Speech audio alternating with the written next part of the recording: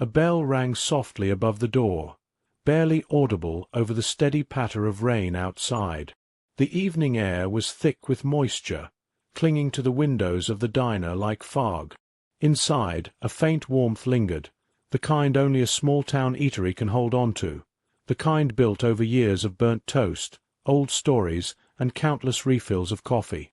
It was almost closing time, and the chairs were slowly being flipped onto tables, one by one, except for a few regulars finishing their meals in silence. Emily Forster moved behind the counter with the kind of quiet grace that comes from repetition. Her green apron, frayed at the edges, bore a name tag that had faded from years of washing, Emily.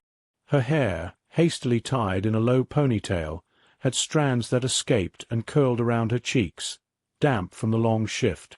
She checked the clock. 7:15 p.m.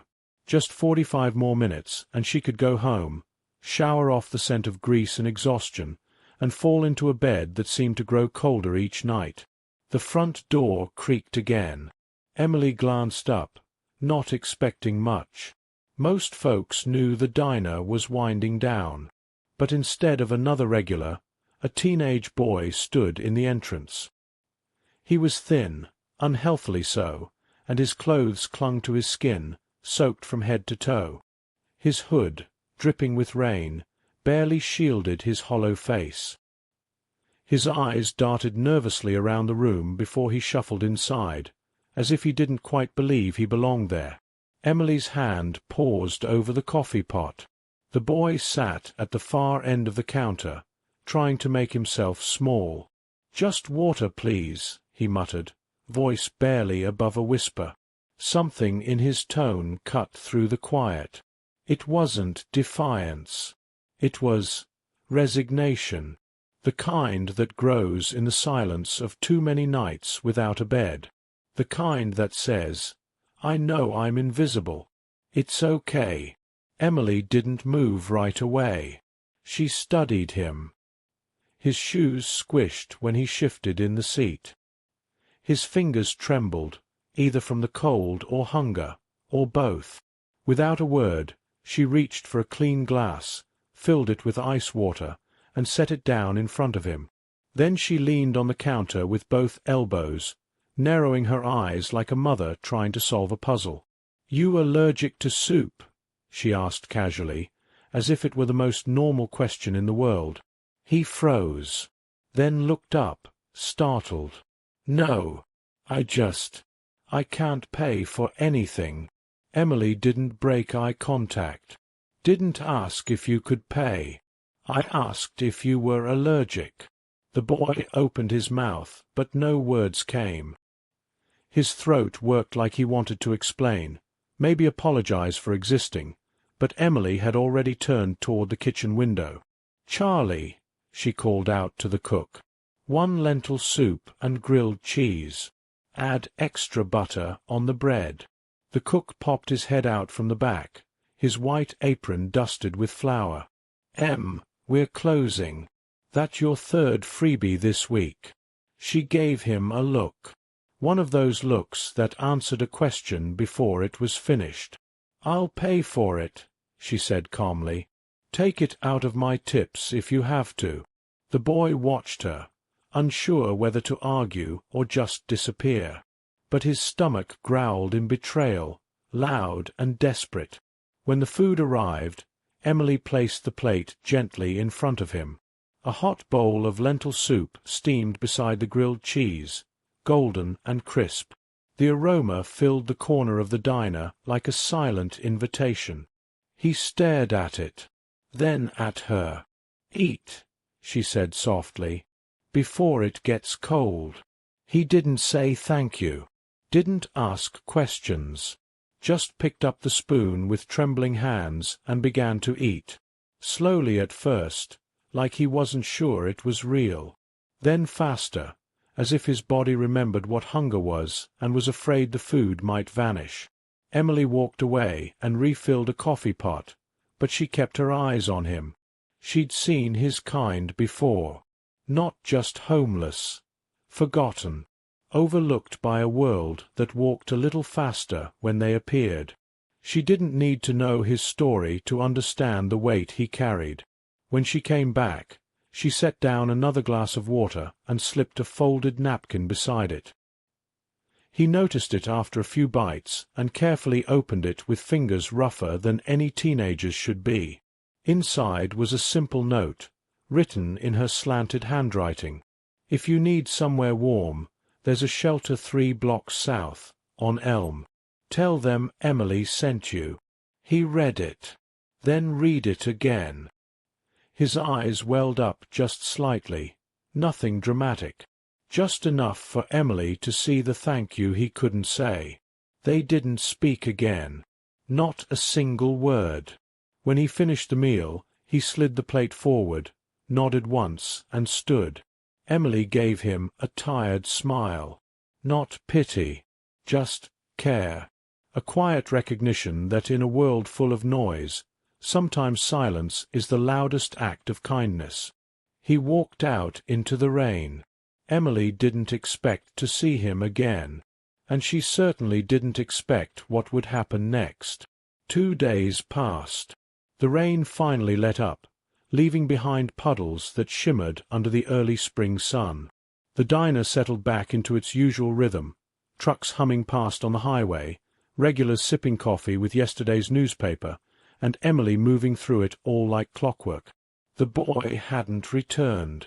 Emily had thought about him more than she wanted to admit. She told herself not to get attached.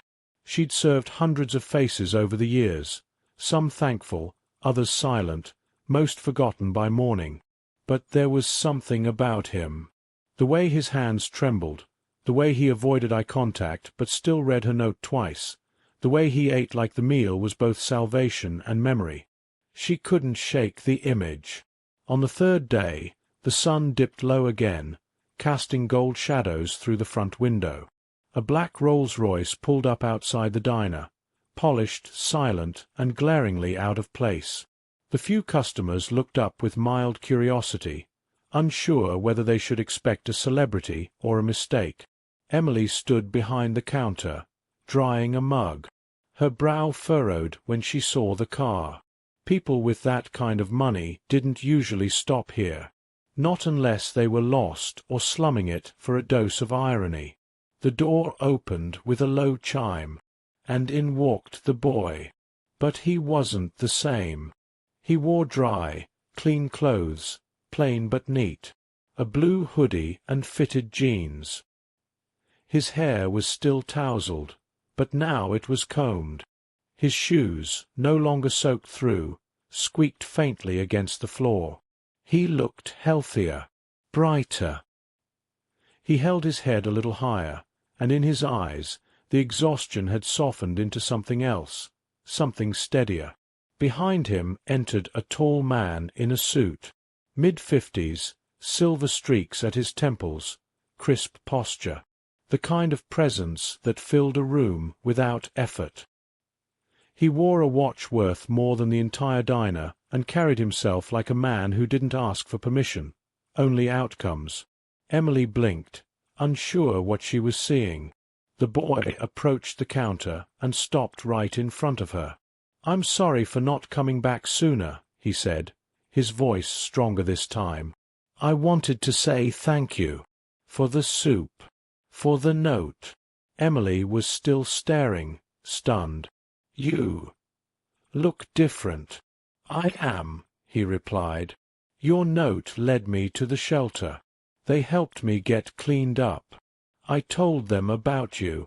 The man behind him stepped forward then, offering Emily a handshake. "Miss Forster. My name is Richard Callahan." She took his hand hesitantly. "Emily, I'm this young man's father," he said calmly. "Or I was, until I lost him." Her eyes darted between them. The boy, now clearly a teenager of maybe 16 or 17, shifted awkwardly but held her gaze. "We were separated a long time ago. My mom passed last year. I didn't know where to go. I thought he was gone too." Richard continued, "I've been looking for him for months." He ran away when he was younger, and we'd lost all contact. I hired investigators. No leads, until one of the shelter workers reached out. Said a boy had shown up. Mentioned a waitress in a green apron. Emily's breath caught. I came straight away, Richard said. And when I saw him, I knew. We had the DNA tested to be sure. There was no doubt. The boy spoke again. I was ashamed. I didn't know if he'd want me back. But the shelter helped me contact him. Because you gave me hope. The diner had grown still. Even the fry cook had stopped clanking pans in the back. Emily leaned slightly on the counter, trying to steady herself. I didn't do much, she said quietly. Just gave you something warm. The boy shook his head. You gave me more than food. You looked at me like I mattered. That was enough to take one more step. Then another. And now. He turned and gestured toward the car outside. I'm going home. For the first time in years, I'm going home. Emily's throat tightened. Her hands gripped the counter just a little harder. The man, Richard, reached into his coat and pulled out an envelope. He placed it on the counter. I know this isn't why you helped him, he said. But please accept this as a thank you. For bringing my son back to me. Emily opened it instinctively. Inside was a check. A very large check. Her mouth parted slightly in disbelief. I can't accept this, she said, trying to push it back. But Richard gently pushed her hand down. You already did more than most people would. It's not charity. It's gratitude. The boy nodded. Please. You helped me when I had nothing. Let us help you too. For a long moment, Emily just stood there, lost for words, her heart full, her mind racing. She had worked at the diner for years, lived paycheck to paycheck, given small kindnesses where she could, never expecting them to ripple beyond the moment. But now, standing in front of her, was living proof that a small kindness could rewrite an entire story. I don't know what to say, she whispered. The boy smiled, and this time his eyes held no fear, only warmth. You already said it, he replied. You said it with soup. And with that, he leaned over the counter and gave her a brief, awkward, but deeply heartfelt hug. Then he turned, walked out with his father, and stepped into the car that waited at the curb. Emily stood there long after the engine faded down the street. In her hands, the envelope weighed almost nothing, but in her heart it carried everything. That night, Emily sat alone at her kitchen table, the check still untouched beside her teacup. It wasn't just the number, though the number was staggering. It was what the check represented. A full-circle moment. A debt of gratitude from the universe, perhaps, or a reminder that goodness, even when quiet and small, had its own way of echoing back. The next morning, she opened the diner like she always did. The bell above the door jingled softly, the coffee machines whirred to life, and the early morning regulars trickled in with their same orders, same jokes, same quiet comfort. But something in Emily had shifted. She moved with more grace, more presence. The way she refilled coffee mugs, the way she smiled when people walked through the door, it wasn't out of habit anymore. It was intention. 2 weeks later, she made a decision. She didn't quit the diner, not yet, but she reduced her shifts, just enough to give her space to do something she had only dreamed of. Across town, in a neglected building with peeling paint and dusty windows, she signed a lease. It had once been a small library, long since shut down. With a little love, she saw what it could become. Emily used part of the check to restore the space. New paint, soft lights, shelves brought back to life. But she didn't fill it with books. She filled it with hope. Blankets, clean clothes, simple meals, a long table where people could sit and talk or say nothing at all, a free corner library with books on healing, survival, and stories that reminded people of their worth, and a sign above the door that read in modest hand-painted letters, "The Warm Corner." It wasn't flashy. It wasn't fancy. But people came. Slowly at first. A man who slept 2 blocks down, then a woman with tired eyes and a baby in her arms. Then more. Word spread. And no one asked for names. No one demanded explanations. They were greeted with the same gentle warmth Emily had given the boy with the wet hoodie that rainy night. And every day, before she opened the doors, she placed a small note on the table. A new one each time. Hope is free. You matter. This is not the end. Someone believes in you. You are not alone. And sometimes, when she was locking up, when the room was empty and quiet, Emily would sit alone in the silence and remember his face. She never heard from him again. There were no calls, no updates, no follow-up visits. But she didn't need them. He had returned once. That was enough. Months passed. Then a year. The warm corner grew. Volunteers joined in. Students, retired nurses, even a few ex-guests who found their footing and wanted to give back. A community formed around it, not out of pity but mutual respect. Kindness became its own currency. One afternoon, as Emily was sorting a new box of donated coats, a young woman walked in. Nervous. Hesitant. She looked around, unsure if she was welcome. Emily greeted her with her usual smile. "Come in. We have soup today." The woman nodded, still a little wary, but stepped forward. As she sat down and warmed her hands around the bowl, she looked at the note taped to the table. "You matter." Her eyes welled up. Emily watched, her heart stirring, because she had seen this before. The moment someone's wall begins to fall, just enough to let hope seep in. That night, Emily went home to find an envelope in her mailbox. No return address. Inside was a card. On the front, a simple watercolor painting of a spoon resting beside a bowl. Inside, a handwritten note. "Dear Emily, I thought of you today. I'm doing well. Back in school. My father and I are learning each other again. It's not perfect, but it's real. I drive past diners now and always think of soup. Not because of hunger, but because of hope. Thank you for seeing me, for feeding more than just my stomach. You changed the trajectory of my life. With all my heart. Liam."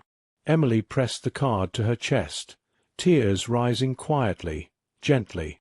Not the sobs of grief or relief. Just something deeper.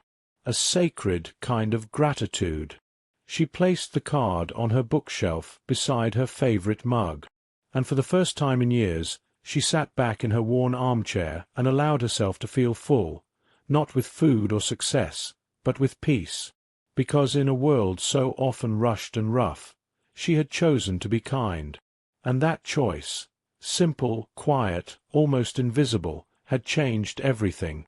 For a boy once drenched in rain, for a father who thought hope was lost, and for a woman who, with nothing but soup and a note, reminded the world what it meant to care.